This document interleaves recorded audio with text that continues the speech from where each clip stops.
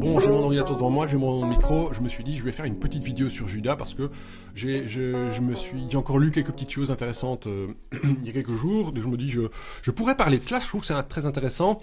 Et puis alors ce dont je vais parler, ce que je vais dire, ça vient de Régis Burnet, donc Régis Burnet qui est un historien et spécialiste du Nouveau Testament qui travaille à l'UC Louvain, et il avait écrit un livre justement sur la figure de Judas et l'histoire de la réception, donc comment on a considéré Judas à travers les siècles. Alors il a fait toute une intervention aussi pour Le Monde de la Bible, une revue dans laquelle on parlait de la figure de Judas.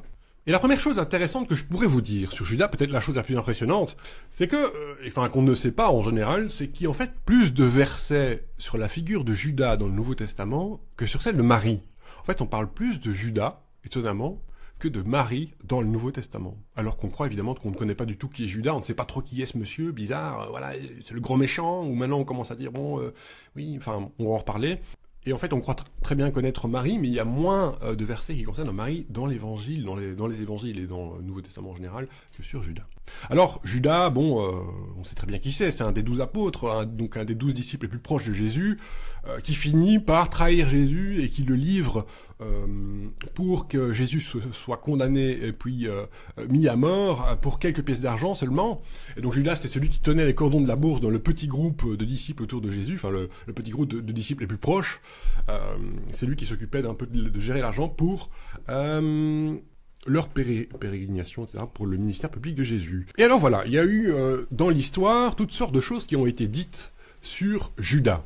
Alors le premier discours le plus important, je crois, ou le plus influent qu'on a eu sur la figure de Judas, c'est Augustin, Saint Augustin, 4e, 5e siècle, qui en fait considère Judas comme un cas d'école, c'est-à-dire que Judas, c'est le traître par excellence, donc il a trahi Jésus, et en plus de cela, il se suicide. Donc plutôt que de se repentir, il se suicide. Donc il commet l'homicide d'une certaine manière. Et en fait, ce que nous dit aussi Augustin, c'est que Pierre, lui, la figure de Pierre, donc la pierre sur laquelle repose toute l'Église, lui a aussi renié Jésus d'une certaine manière. Enfin, il l'a pas livré, mais il a renié Jésus, mais lui s'est repenti. Et Judas, c'est un peu le contraire de Pierre, c'est-à-dire que lui ne s'est pas repenti, il s'est suicidé.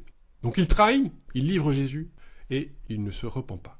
Quoique la formulation dans l'évangile de Matthieu, chapitre 27, avant qu'il se suicide, n'est pas... on pourrait se dire, il regrette quand même parce qu'il jette l'argent. Donc voilà. Déjà là, c'est un peu compliqué. Alors chez un père grec maintenant, un grand père grec, donc un personnage important, Jean Chrysostome. Alors là, ici, Judas est considéré, c'est un cas d'école aussi, il condamne à partir de Judas l'avarice et la cupidité. L'avarice parce que ce Judas a fait cela pour l'argent.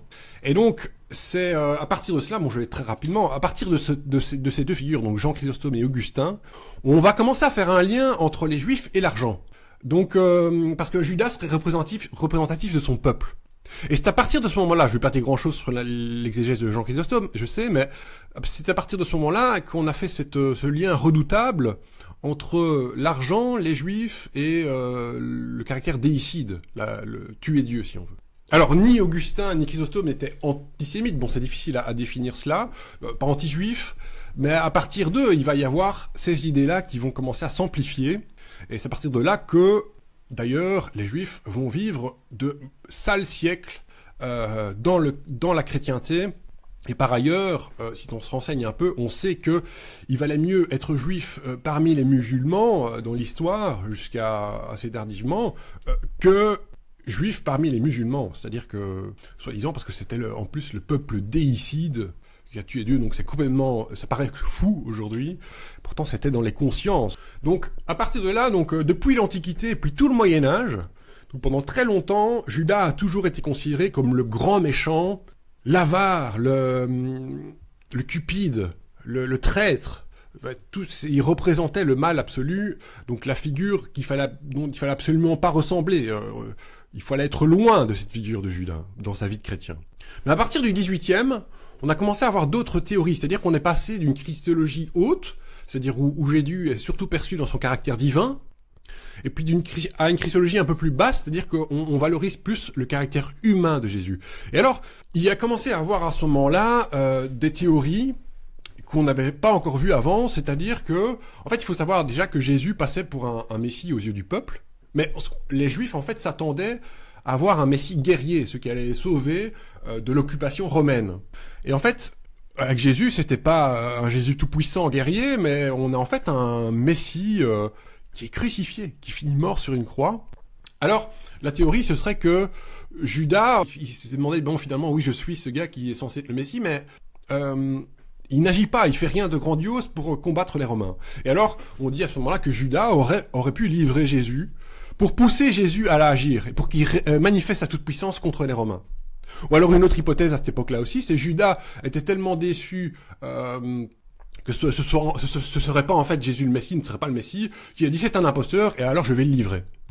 Donc on passe finalement du super traître, de l'architraître à quelqu'un de stupide, de l'archibête, qui en fait s'est dit je vais faire ça parce que je suis déçu et donc je vais livrer Jésus. Donc Judas commence à avoir un côté plus humain, c'est-à-dire plus proche de nous, le gars qui est maladroit et puis qui fait une connerie quoi, parce qu'en fait il est déçu, il s'est fait avoir et il a l'impression qu'il a fallu qu'il livre ce Jésus et puis finalement il finit par se tuer.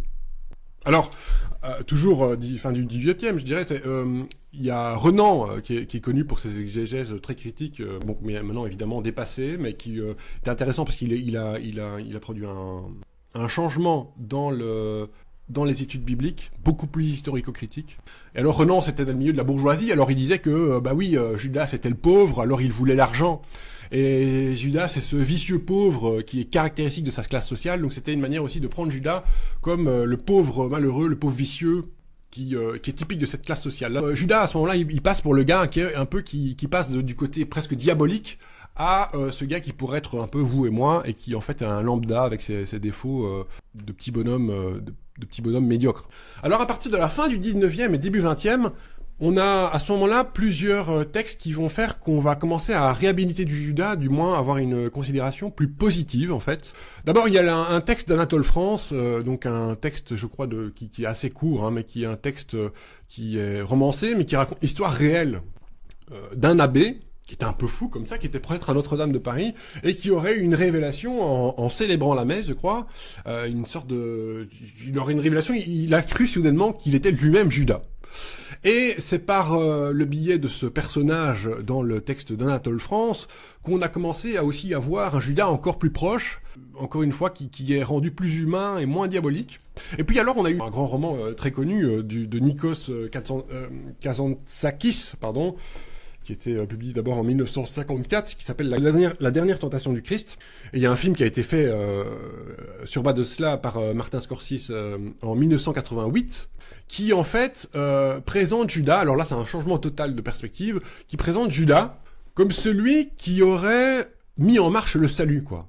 En fait, c'est le Christ lui-même qui aurait demandé à Judas, son très bon ami, voire son meilleur ami, qui demandait à Judas, écoute, j'ai besoin de toi pour être livré. En fait, j'ai besoin de passer par la contingence humaine pour pouvoir être mis à mort et mettre en marche le salut, et parvenir donc au mystère pascal, etc.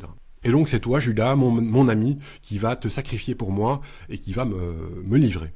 Donc là, moi, évidemment, ce qui me pose question, c'est plusieurs choses. Déjà, je trouve ça un peu vicieux comme façon de faire, un peu pervers, bon, je ne sais pas. Et puis aussi, surtout, pourquoi est-ce que Judas serait nécessaire pour livrer Jésus, alors que bon, Jésus, il agissait publiquement.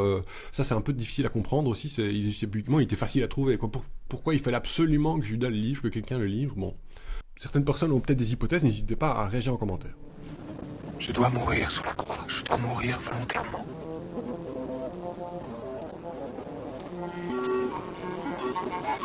Nous devons retourner dans le temple. Et donc, Judas, finalement, est l'instrument divin. C'est celui qui permet que Jésus soit mis à mort. Elle n'est pas non plus très satisfaisante, parce que ça fait une sorte de jeu de Dieu un peu pervers, qui a besoin que son fils meure. Enfin, tout ça est pas complètement satisfaisant.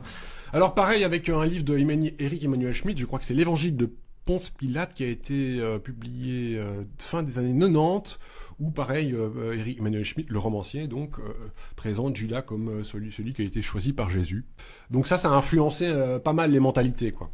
Et puis alors, plus tardivement, début des années 2000, je crois que c'est 2006, et je crois que c'était lors d'une audience publique où en fait le pape Benoît XVI présentait quelques figures bibliques, et là il s'agissait de Judas cette fois, est Matthias, donc celui qui a été choisi dans les Actes des Apôtres pour remplacer Judas parmi les 12.